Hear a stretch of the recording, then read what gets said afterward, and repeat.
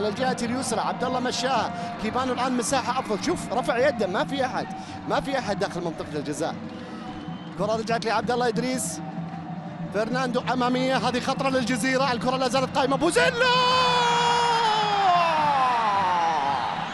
الجزيرة بدون مهاجم يهاجم، الجزيرة بدون الهداف يهدف، الجزيرة بالأبيض والأسود يتسيد، الفخر يتقدم بأول أهداف المباراة.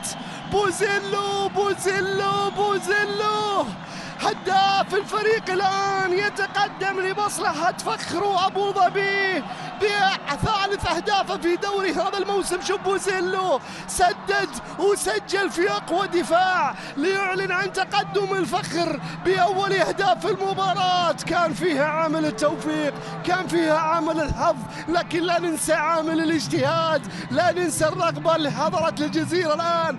الجزيرة بدون مهاجم يهاجم، الجزيرة بدون الهداف يهدف، الجزيرة بدون الأسطورة يقدم أجمل كورة. يتقدم الفخر الآن بأول أهداف في المباراة على حساب نادي شباب الأهلي اللي تخيل لم يتقدم عليه. رجعت الكرة الثانية، ثانية للفرسان، يا سلام، يوري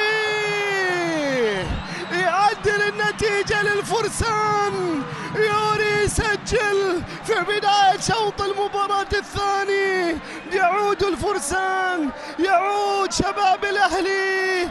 الونان من العام ما سكت، ولا هالسنة بيسكت الونان، ما زال ونانهم مدوي مسموع مشاهد. الآن شباب الأهلي يعود بفصل من فصوله، وصراع من صراعاته، ومشهد من مشاهده، وتحدياته. وهنا يوري سوزار بين القدمين يضعها في المرمى. 1-1 صريح شباب الأهلي مع بداية الشوط الثاني. كرة دبور كانت مفروض تكون 1-1، ما كانت، لكن يوري